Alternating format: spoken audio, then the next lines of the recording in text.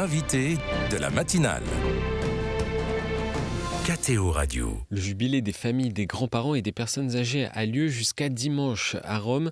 Et en cette année sainte où les catholiques sont appelés à être des pèlerins d'espérance, les grands-parents occupent un rôle primordial dans la transmission de la foi aux jeunes générations. Focus ce matin sur leur rôle dans l'éducation, le rôle des papis et des mamies et des défis auxquels ils sont confrontés. Notre invitée est présidente depuis 2021 du mouvement chrétien des retraités, le MCR, Anne-Marie Maison. Bonjour. Bonjour Maxence, bonjour à tous. Merci d'être avec nous, d'avoir accepté notre invitation. Alors, les grands-parents sont les maillons entre les générations pour transmettre aux jeunes une expérience de vie et de foi. C'est ce que disait le pape François en 2023. Il le rappelait lorsqu'il a institué la journée mondiale des grands-parents et des personnes âgées. Quelle est cette place qu'occupent les grands-parents pour transmettre la foi ? C'est bien déjà que vous commenciez par poser votre propos en rappelant le pape François qui était très proche des personnes âgées et très proche aussi des grands-parents d'une manière générale. D'ailleurs, au MCR, nous le suivons depuis 2021 lorsqu'il a lancé la journée mondiale des grands-parents. Et cette année encore, nous nous mobiliserons fortement le 27 juillet prochain dans toutes les paroisses où il y a encore des MCR pour fêter cette journée des grands-parents et des personnes âgées. C'est pour ça d'ailleurs que nous ne sommes pas à Rome aujourd'hui avec l'ensemble des pèlerins français qui seront au niveau des familles, mais nous nous associons fortement à eux et plus particulièrement demain après-midi lorsqu'il y aura le chapelet qui sera récité à Rome. Nous serons de tout cœur avec eux. Voilà. Et sur cette place dans la transmission de la foi des grands-parents. Oui. Alors vraiment nous sommes très attachés, effectivement, à cette notion de transmission de la foi. Nous sommes attachés, mais nous ne sommes pas accros dessus. C'est-à-dire qu'on essaye d'être le plus bienveillant et le plus accueillant possible, c'est-à-dire aller à la rencontre de nos enfants, de nos petits-enfants et pour certains d'entre nous, de nos arrière-petits-enfants, puisque maintenant, la vie va le plus loin possible et les générations, nous sommes en tant que grands-parents au cœur de plusieurs générations, pivots entre nos petits-enfants, mais aussi quelquefois nos parents qui vieillissent, etc.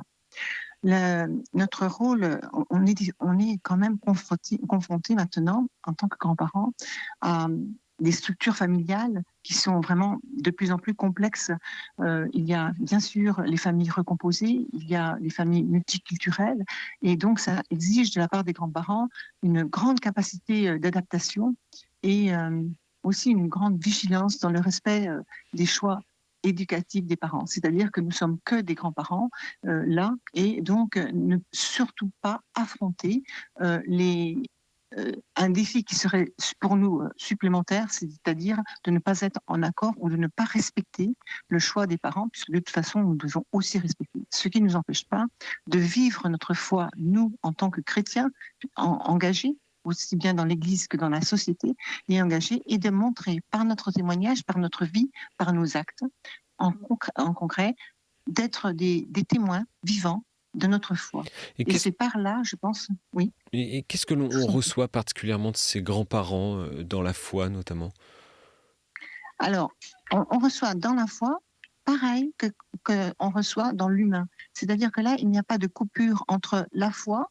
On n'est pas d'un côté des grands-parents parce qu'on est chrétien et qu'on veut vraiment montrer le côté de notre foi. On est des grands-parents aimants dans l'amour du Christ, et c'est cela que l'on, sans le dire forcément, on le montre. On le montre par le côté rassurant, le côté aimant, la grande écoute que l'on peut faire à partir de nos petits-enfants.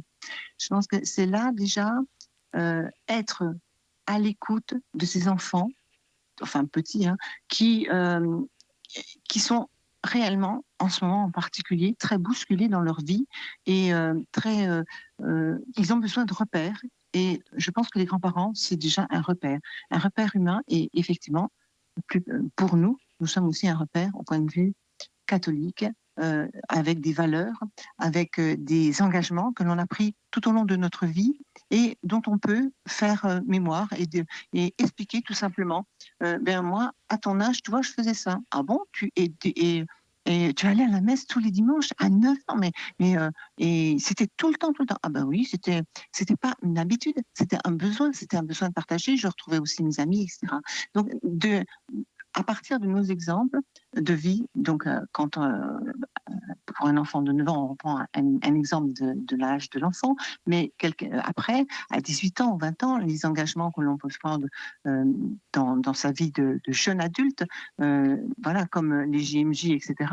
D'ailleurs, c'est aussi parce que les grands-parents s'engagent quand les JMJ vont à Lisbonne et donc on fait un marché ensemble avec ces jeunes-là, que nos jeunes personnels, enfin nos jeunes enfants, sont là à dire ah oui, ben nos grands-parents s'occupent, alors peut-être pas forcément d'eux à ce moment-là, mais de grands jeunes qui eux sont en recherche de foi. Et comment accomplir cette mission de transmission, car ce n'est pas toujours simple et on peut parfois culpabiliser de ne pas forcément arriver à transmettre cette foi à ses petits-enfants.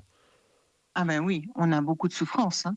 On a beaucoup de souffrance dans nos personnes âgées, plus ou moins âgées, qui effectivement, leurs petits-enfants ne sont pas baptisés, ou ceux qui sont baptisés ne vont pas en catéchèse, rien du tout. Donc c'est sûr qu'il y a, c'est très difficile pour beaucoup, pour la plupart d'ailleurs, hein, de dire eh bien comment on peut les aider à passer un cap ou à les amener à s'ouvrir à la beauté de Dieu, à la bonté et à l'amour, comment on peut les ouvrir. Il ne faut pas rester sur cette souffrance-là. Il faut dire que l'intimité de Dieu va passer pour chacun d'entre eux, simplement prier pour eux, prier pour ces enfants qui ne connaissent pas et surtout toujours être à côté d'eux, à les aimer et dans l'amour et dans toutes les traditions familiales que l'on passe aussi.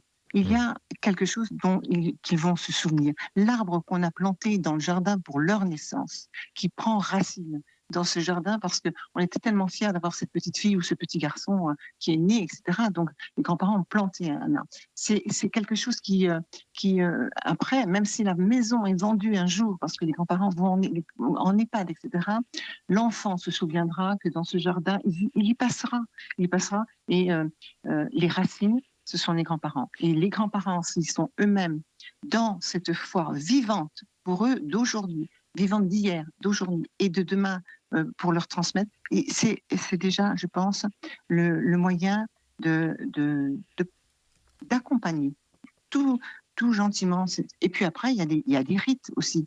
Il y a la prière. Il y a des prières, la prière du soir, par exemple. Bonne nuit ma chérie.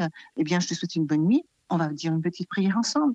Et même si l'enfant ne le fait pas chez lui, chez elle, etc., cette petite berceuse, ce lien avec Marie, la Vierge Marie, et avec Dieu, en disant je confie ma nuit à Dieu, mais ça apaise un enfant. Et ça, souvent, les parents ne le font pas.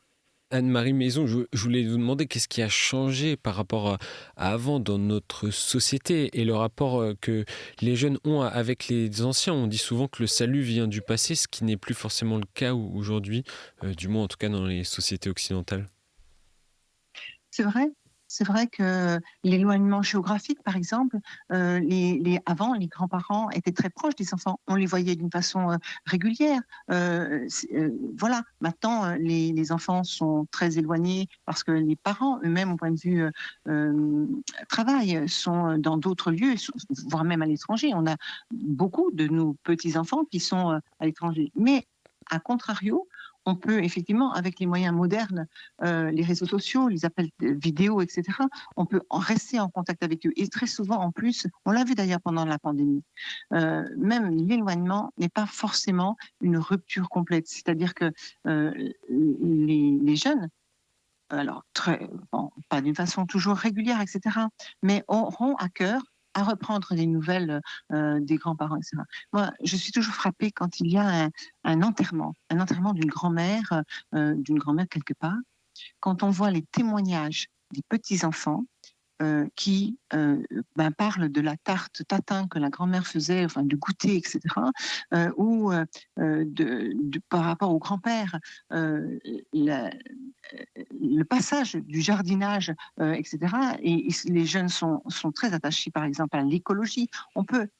Si on reste sur des propos qui ne les intéressent pas, c'est sûr que ça va pas le faire. Mais si vraiment on entre dans la relation avec les enfants sur quelque chose, sur un sujet qui les intéresse, sur leurs amitiés, on peut aller beaucoup plus loin. On peut aller jusqu'à, est-ce qu'il y a des chrétiens ou des croyants d'autres religions dans ton entourage? Et qu'est-ce que tu vis avec eux? Et donc là, par une petite question aussi simple que ça, on peut effectivement les guider sur, eh bien, eux, ils vivent des choses différentes, mais nous aussi. Mais on va dans la même direction, on va vers le même Dieu, on va vers Dieu. Et Anne-Marie Maison, une dernière question. On constate aujourd'hui un éclatement, vous l'avez dit d'ailleurs, que beaucoup de petits-enfants pouvaient se trouver à l'étranger, un éclatement géographique des familles. Oui. Les grands-parents se retrouvent souvent loin de leurs petits-enfants. Qu'est-ce qui fait le sel de cette relation grands-parents-petits-enfants et pourquoi faut-il la préserver?